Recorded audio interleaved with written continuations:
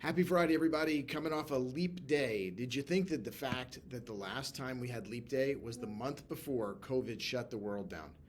Well, let's hope that the next 30 days don't remind us of that in any way. Today is March 1st, 2024, and this is your Friday planning video.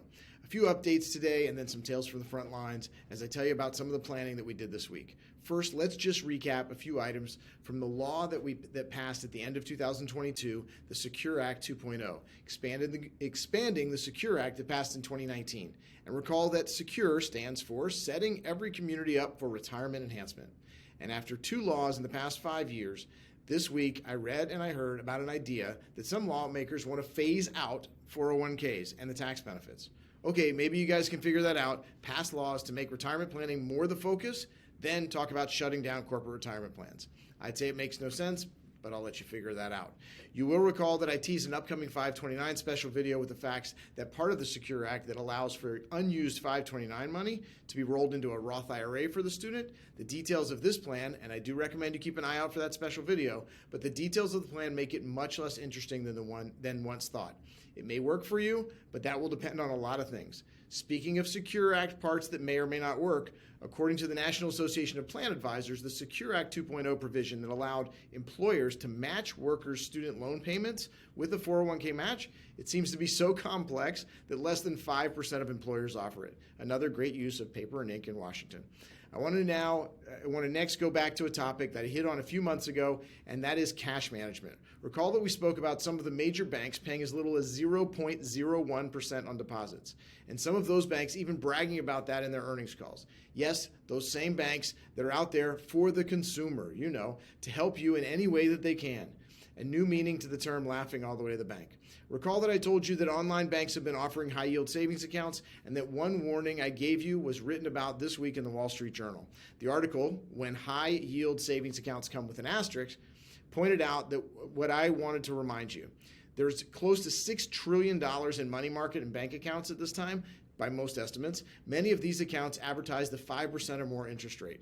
The warning again, please, once you set up the plan and once you fund the account, please keep an eye on that interest. Call them if necessary. Sometimes you can use that chat feature on the website, but please make sure you're getting what they advertise. It's very easy to click the wrong button or put the money in the wrong way. Just for the quirky rules to bring your rate back down to earth, the bank may change that for you. So, a quick note, just a reminder, I do not give personal tax or legal advice, but I'm spending a lot of time these days working with the rest of your team on things like that. I do recommend, like any team, even if you have a superstar, the supporting team members are all important. So a full team is almost always better than just one star. I'll let you decide who the star in the story is.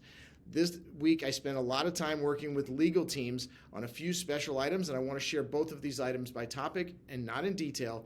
These are some of the more complex parts of the estate and business law, and I recommend that you work directly with the attorney on these details. For the topics, last week we spoke about asset location and asset allocation. Today I'll refer to that too, but in the case of asset protection.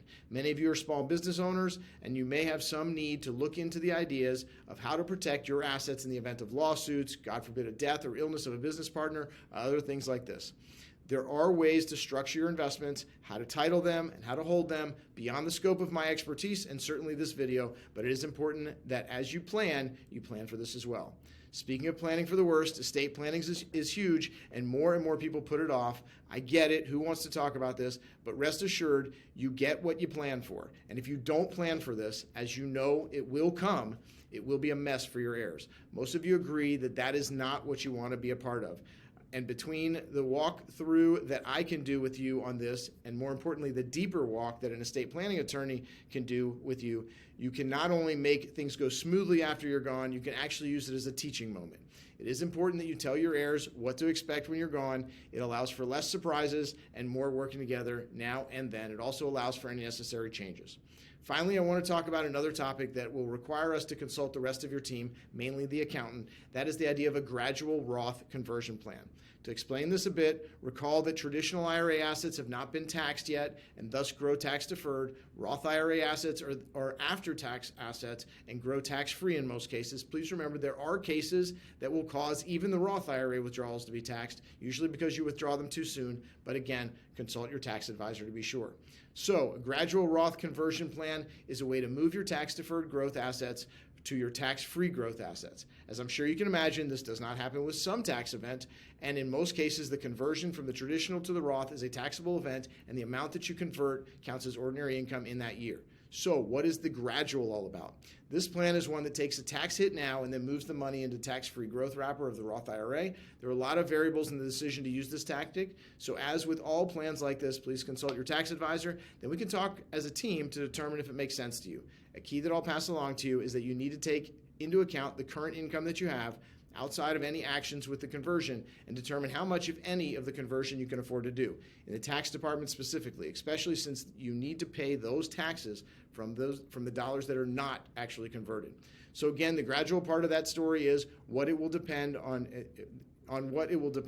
your income and your future income in your plans to determine how much you can convert and when. Some use this to move a bit at a time. This spreads the tax over many years. Again, I'll leave it with this.